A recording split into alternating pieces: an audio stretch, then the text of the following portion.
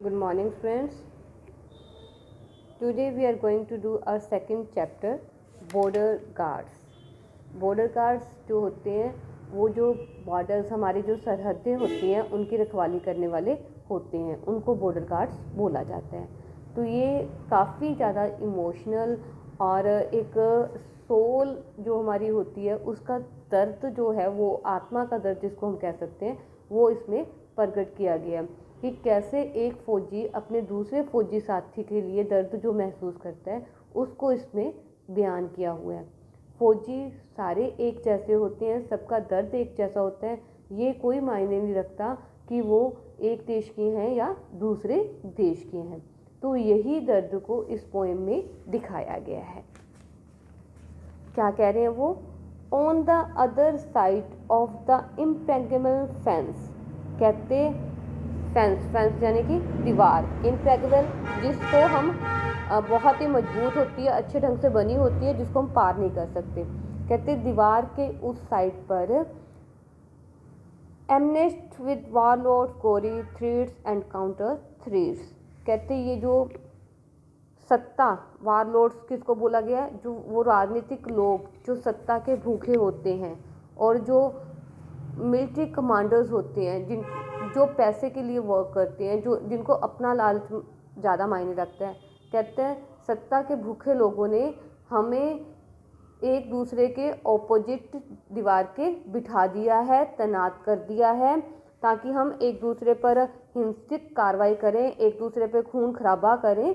उनके लिए हमें वहाँ पे विराजमान कर दिया गया है।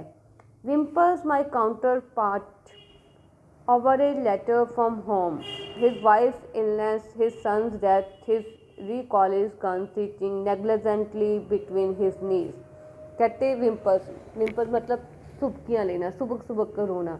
कहते जो काउंटर पार्ट किसको बोला गया? जो इस सीमा के दूसरी ओर ऑपोजिट, जो कि जिसको हम दुश्मन बोल देते हैं, दूसरी ओर का फौजी बैठा हुआ है, वो धीरे धीरे सिसकियाँ भर रहा है।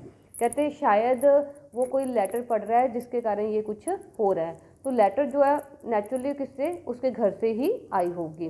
तो लेटर में क्या लिखा होगा कि उसकी वाइफ जो बीमार है, या फिर हो सकता है उसके बेटे की डेथ हो गई।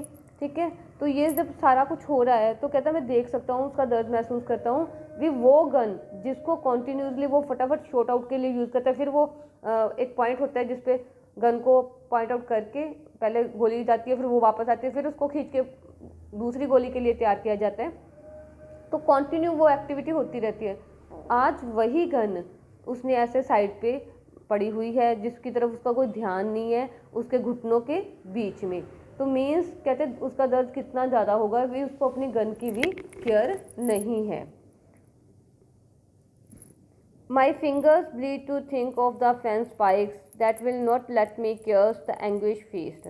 कहते मेरी उंगलियां जो ना मचल रही हैं, वो लोहे की दीवार के बीच में जो छेद होते हैं उनके बीच में से, मतलब चाहती हैं कि जाके वो जो उसका दर्द भरा चेहरा है उसको वो अपने हाथों में ले सके। ठीक है, तो मैं उसको मतलब कि सहानुभूति पे करवाना चाहता हूँ, उसकी केयर करना चाहता हूँ, पर मैं इन दीवारों के बीच में मजबूर हूँ। Of the other man, my country's elegant enemy, but my soul brother in loneliness. कहते हमारे देश के लीडरों ने हमारे बीच में जो दीवार खड़ी कर दी है, पर हम लोग जो हैं वो आत्मा से एक दूसरे के भाई जुड़े हुए हैं। हम लोगों में कोई पर्सनल दुश्मनी नहीं है, हम में कोई भेदभाव नहीं है, हमारी कोई भी आपस में दुश्मनी बिल्कुल भी नहीं है। बस ये तो जो सत्ता के भूखे लालची नेता लोग होते हैं वो हमें सरहदों पर एक दूसरे के दुश्मन बनाकर बिठा देते हैं।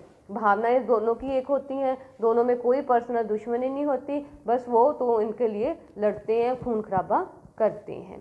तो वो अपने साथी की केयर करना चाहता है, उसकी देखभाल करना चाहता है, उसका दर्द बांटना चाहता है, उसके जो मुरझाया हुआ दर्द से भरा हुआ चेहरा उसको अपने हाथों में लेके उसको सहानुभूति पे करना चाहता है।